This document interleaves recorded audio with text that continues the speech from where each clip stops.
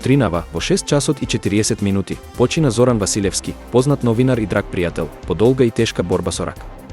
Неговиот близок пријател Стефан Лазаров изрази сочувство и најави дека подетални информации за погребот ќе бидат објавени дополнително. Те сакам, пријателе, секогаш ќе се сеќавам на тебе и на твојата насмевка. Многу ќе ми фалиш, напиша Лазаров. На состанокот во Софија помеѓу делегациите на Македонија, Бугарија и представници од Европската унија, беа прифатени трите клучни аргументи на заменик председателот на владата и министер за транспорт, Александар Николовски, првично. Договорено е да се изработи заеднички проект за прекограничниот тунел за да се избегне изградба која би била неефикасна.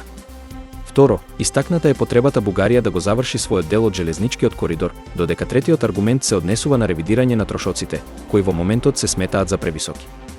Дополнително договорено е целосно преиспитување на фазата 3 од проектот за делницата Крива Паланка, Деве Баир со цел намалување на трошоците, а ќе се формираат и работни групи за подготвување на документацијата за тунелот. Двете страни ја нагласија важноста на проектот за развој на европските транспортни мрежи и најавија дека постигнатите договори ќе ги представат пред финансиските институции на Европската унија. Според Републичкиот сеизмолошки завод на Србија, земјотрес со јачина од 2,2 степени според Рихтеровата скала е регистриран во текот на ноќта околу 1 часот и 50 минути, на длабочина од 13 километри. Оваа сеизмичка активност не предизвика сериозна материјална штета. Само 2 часа подоцна, истиот регион повторно беше погоден од послаб земјотрес со јачина од 1,9 степени. Според експертите, ваквите земјотреси не представуваат ризик за инфраструктурата и обично не се почувствувани од жителите. Во Шпанија е прогласена портокалова метеоролошка тревога за делови од провинциите Валенсија, Кастелон и јужниот дел на Тарагона, по разорните поплави во кои загинаа 158 лица. Повеќето жртви, односно 155, се во Валенсија и околните населени места, а само во Пајпорта загинаа најмалку 40 лица. Армијата е повикана да помогне во потрагата по исчезнатите и во спасувањето, а дополнителни 500 војници ќе се приклучат во операциите. Надлежните органи апелираат до граѓаните да останат во домовите поради активната тревога, додека полицијата спроведува акција против криминал во погодените трговски зони, со веќе уапсени 39 лица и запленета украдена стока.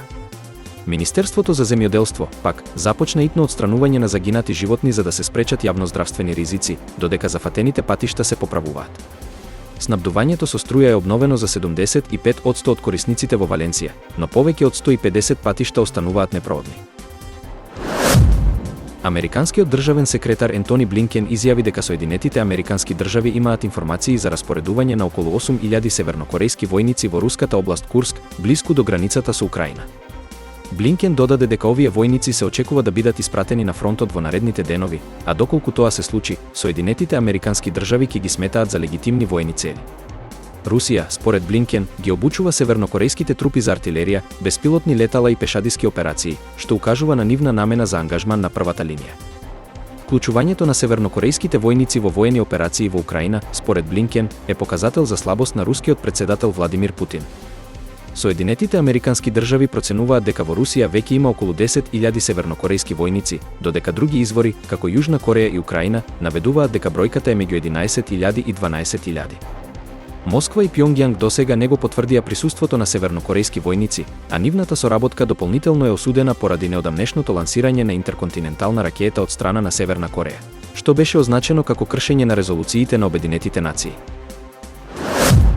Камала Харис, демократската председателска кандидатка и актуелна подпредседателка на Соединетите Американски држави, изрази критики кон републиканскиот кандидат Доналд Трамп по неговата изјава дека ќе ги заштити жените без разлика дали им се допаѓа тоа или не.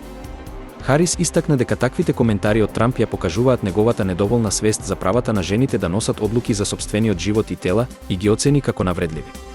Според неа, оваа забелешка е дел од поширокиот образец на вознемирувачки изјави од страна на Трамп, кој, како што рече, е само најновата во низата несоодветни коментари. Во обид да се поврзе со женските гласачи, Трамп ја повтори својата намена да ги заштити жените во Соединетите Американски држави и покрај контроверзните ставови што ги изнел во минатото.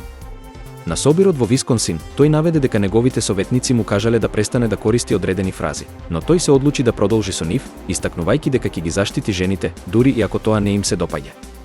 Трамп побара од присутните аплауз за својата изјава, додека Харис продолжува да истакнува дека жените треба да имаат слобода да донесуваат одлуки за своите тела, особено во контекст на ограничувањата што би можеле да настанат доколку тој биде повторно избран за председател.